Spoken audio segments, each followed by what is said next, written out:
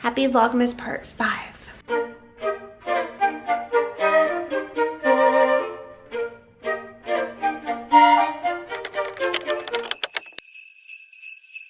I'm getting ready to go rehearse with Santiago. Tomorrow is our recording day. I'm a little nervous. I don't know if nervous is the word. I haven't like gone to a recording studio and recorded something in a really long time. There were some things that I applied to during COVID time, but obviously wasn't able to do that. This is what I've been dealing with all morning, and these little buddies just wanting to play. Who wants to play? Hi, Hero. Anyway, recording. So we're just recording this, not for competition or anything. Santi and I were talking about this the other day. We have aged out of competitions. We are over 30. Most things now we're too old to do. We're not young artists anymore. We're supposed to have it all of our together. But honestly, it kind of takes the pressure off. Like, we've aged out. It's kind of freeing actually. But anyway, we're just making this recording just to have. And because it's a nice goal to have to work on something and put it together and try to record. There's not really any pressure in the front of like trying to do something to get it prepared for a competition or something, which is nice. That's where we're at today. So let's get ready. We're gonna warm up. I'll show you a little bit of my warm-up routine because some people were wondering, how do I warm up? And the truth is, I don't really have a set warm-up routine. It really depends on how much time I have and what it is that I'm warming up for. Let's get ready and then I'll meet you in the practice room. So I think a lot of times when people think warm-ups, they're thinking scales, long tones, all of that, etudes. But for me personally, I don't consider those things to be warm-ups. I consider them more to be studies and the fundamentals of my flute practice. So I don't like to just jump right in and do long tones with my flute cold, my face cold, everything like that, without having done anything else first. And I can make a whole video about this, I think, because it's a big topic. Personally, for me, that just doesn't work. It doesn't work for me mentally because I think that it takes a bit of time to get into the headspace of, okay, let's play long tones for 20 minutes now. It's not just something that's like, I take the flute out and bam, we switch over to do that. So personally for me, I feel like I have to do other things in order to get ready to do the technique studies, the tone studies. And sometimes it's just, you know, noodling around a bit on the flute, just kind of intuitively playing some notes that feels right to me, that feel right to me. Oh, here's the dog brigade. Every time I sit down and I'm gonna practice or film, here's my little buddies. They just can't get away. They just can't get away.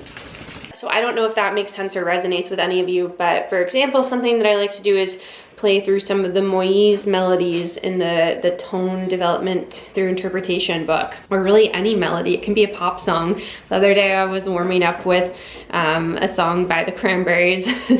My inner 90s child, early 2000s is coming out. But just anything that just gets the air moving, the fingers moving in a way that is, you know, non-judgmental. That's like, it's not that I'm thinking about, you know, the things of precision that need to go into when I'm practicing my scales or an etude.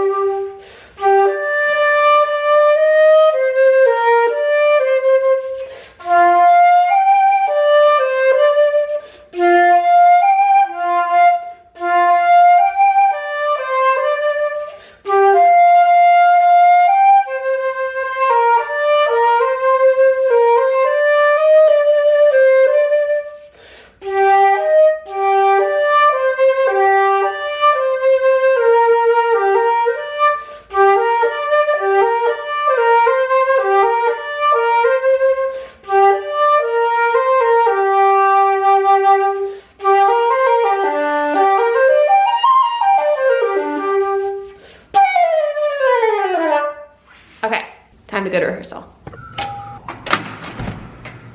Oh no. No. You look so cute. This is I am writing my doctorate paper. My life is But you made vanishing this. into chaos. No, you look so cute. No.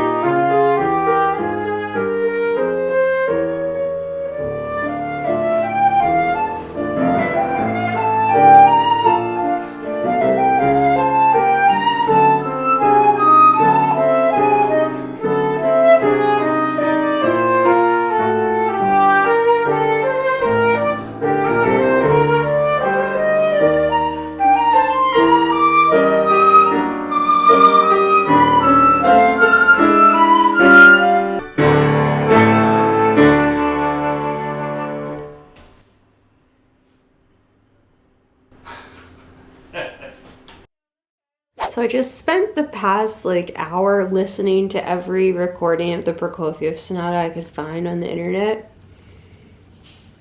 Don't ask me why, but now I'm like a little over it. I think it started because I was listening to our run through today, and then I was just like, oh my god, why is this part sounding like this? I don't recommend that. I'm going to practice now, but not too much. It's already like 8:30. I definitely do not want to over practice before tomorrow, but there are some things that I want to look at, just things that I noticed when we were running it through, mostly things on my end with intonation and things like that. So I'm going to do a little work on that. Also, I feel like, I don't want to jinx it, and I'm not saying that this is the case, but I feel that I could very possibly start to feel ill if I don't get enough sleep and take care of myself. I just know myself. I know that I've been running around and doing a lot of stuff and trying to keep up with everything, and that if I continue to just be going this hard, that I could get sick. So I'm going to try to take it easy after I do a little practicing, and then get in bed early, take my vitamins, and get some rest.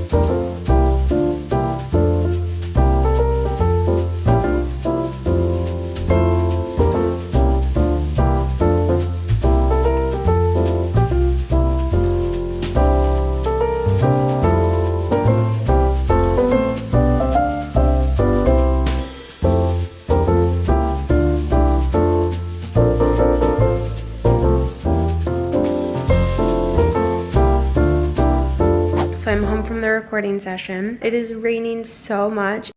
Santiago stayed over and we ate dinner and we watched that new Christmas movie with Lindsay Lohan in it. It was cute. But the recording went pretty well. We got the chance to listen between takes. It was really exhausting to play the fourth movement so many times. I think we only successfully played it through twice. It takes so much energy and effort, really exhausting. And then we also recorded the third movement. I think that the most difficult thing about recording is that it is so easy to want to just keep doing things over and over again. I think that people's perception can sometimes be, well, if they put this recording out there and it's not perfect, they just can't do it any better, because you can record something an unlimited amount of times versus a live performance is like you have one shot.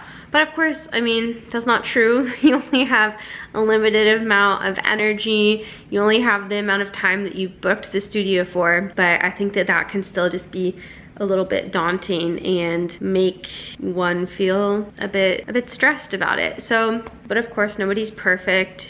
Everything's a learning experience, blah, blah, blah, all those things. So we'll see. Santiago and I were telling each other that this was really great to have a goal and to have to stick to it and to make the recording with a deadline. Booking the studio in advance, having this goal to work toward. I think being a student, being in school and applying to things like back in the day, that was a lot more reason to have to record myself. And now, especially that I've aged out of competitions, it's not really the case anymore. So just having these goals to work towards, I think, can be really useful. I think having a goal of recording could be good for anyone, no matter what stage of your musical journey you're on. Doesn't mean necessarily that you have to be in a professional recording studio.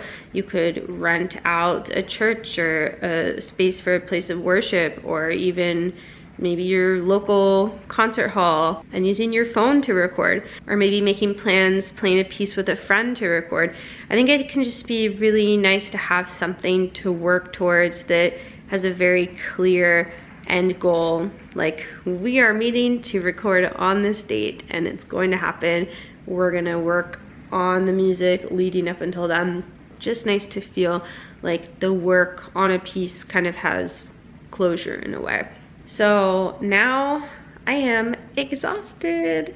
I think I'm gonna edit a little bit, and it's only like 9 o'clock, but I think I'm going to get ready for bed soon. It's just such the perfect weather to be cozy and in bed. So I hope you guys enjoyed this video and that you're enjoying Vlogmas, and I'm excited to keep putting these videos out there for you. I hope you're all having a good holiday season so far and you're staying warm and cozy wherever you are. And I'll see you all in my next video.